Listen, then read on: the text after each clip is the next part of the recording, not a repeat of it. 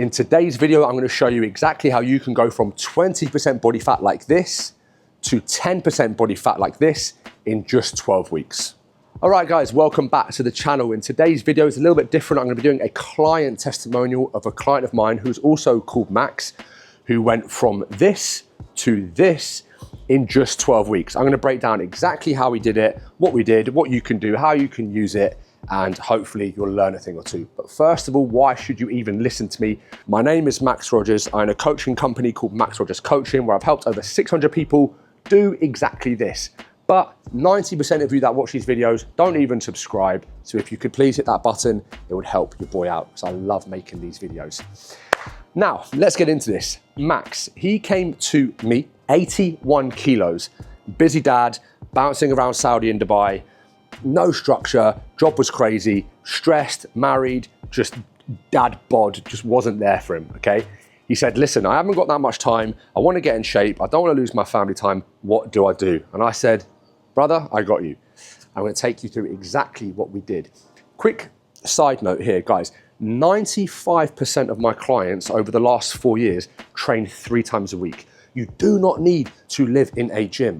I live in Bali and I have an amazing gym just over there. I've got an amazing gym just over there. I can literally train whenever I want. I train 4 times a week with weights. So if you're a dad with 2 kids, working 2 jobs and you've got no time, how are you going to train 6 days a week? Be realistic. The best plan for you is the one that you can stick to long term, that you find least restrictive on your lifestyle. And if you can't sustain the plan, you cannot sustain the result. If you can't sustain the plan, you can't sustain the result. Very, very important. So Max, 3-day training plan, full body 1, full body 2, full body 3. Why? Upper body across all 3 sessions. They bias upper body in session 1, 2, and 3. We have a little bit of legs in 1, a little bit of legs in 2, a little bit of legs in 3. Not a leg day, that's gonna write this man off and put him in a hole, but 2 leg movements on Monday, 2 leg movements on Wednesday, 2 leg movements on Friday. To kind of break it down for you, we did a phase 1 for the first 4 weeks, then moved to a phase 2 where the movements got harder, then moved to a phase 3 where the movements got harder. But we started off with, leg presses, hamstring curls. Eventually there were Bulgarian split squats, Romanian deadlifts. Eventually we were squatting, deadlifting, and lunging, okay? But you don't throw a beginner into those movements. That is a one-way ticket to hurting somebody. And by the way, guys, whilst I'm here, if you want my help and you want me to coach you personally myself, I've put everything in the link below. I don't really ever sell it. I should probably start pushing it. Everything is in the link below. I'm not an influencer. I'm an online coach, and I've spent my life training people like you guys watching this video. Anyway, let's get back into it. A 3-day plan for Max, a Monday, Wednesday, Friday, or a Tuesday, Thursday, Saturday. This gives him a day off in between. It gives him 4 days off to actually have a life and have a family. Plus he's traveling a lot. Very straightforward.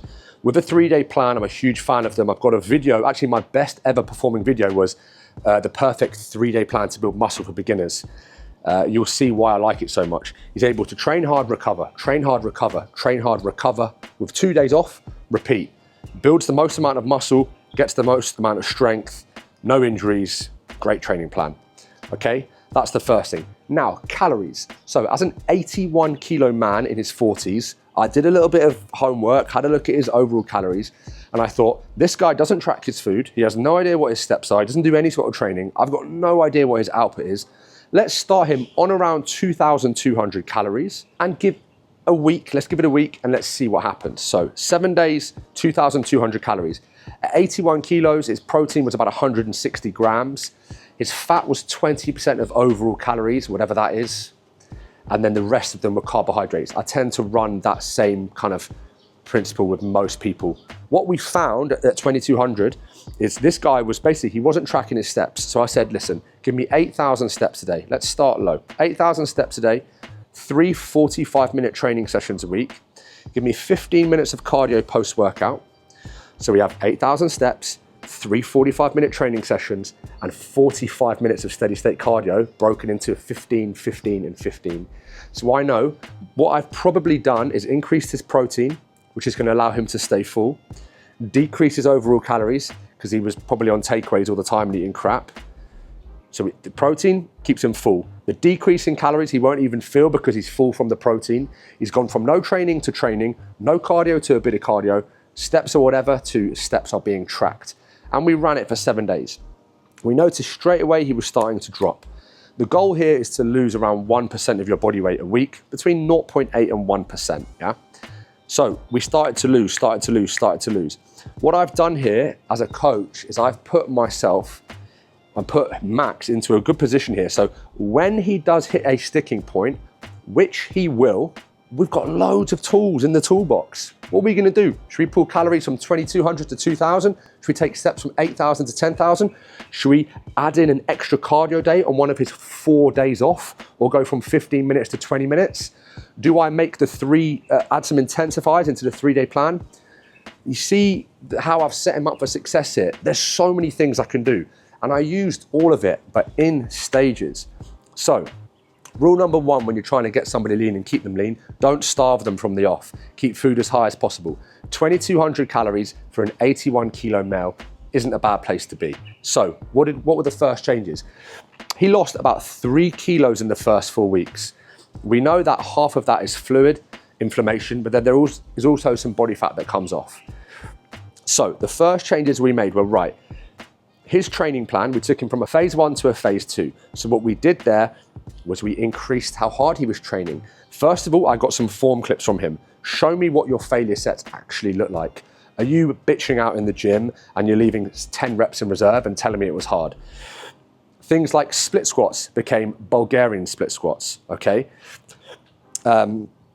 Walking lunges, we added in some drop sets in there. So on the 3rd and final set of certain movements, we're gonna add in a drop set. Doesn't add that much more time to the workout, but pushes this guy a little bit harder.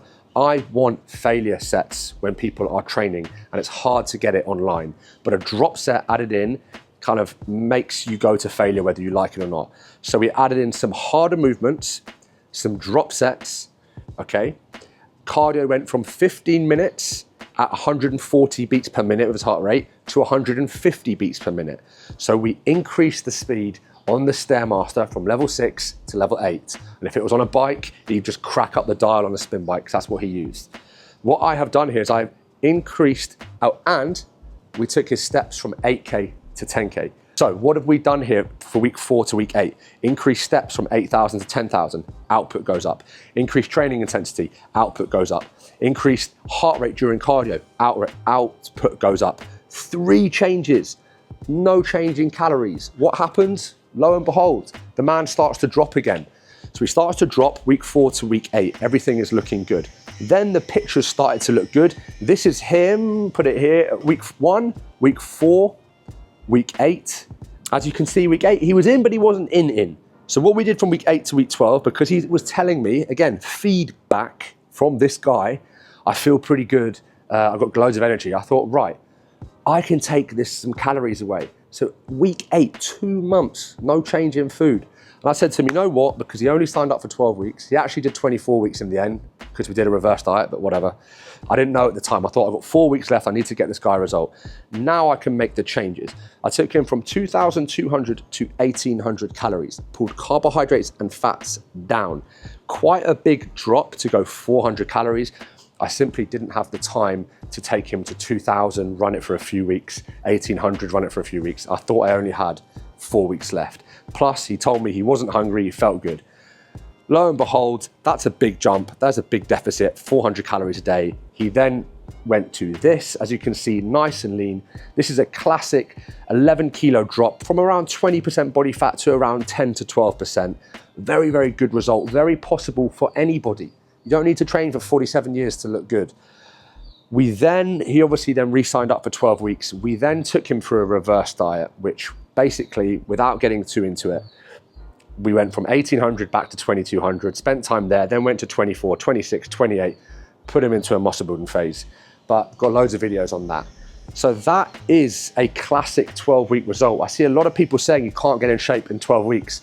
Well, I've done it with hundreds of people, so why can't you? Guys, if you like this video and you like me sitting here soaked in sweat talking to you, give it a like, give it a subscribe thing. Drop me a comment if you want me to answer your questions, and I'll see you guys in the next one.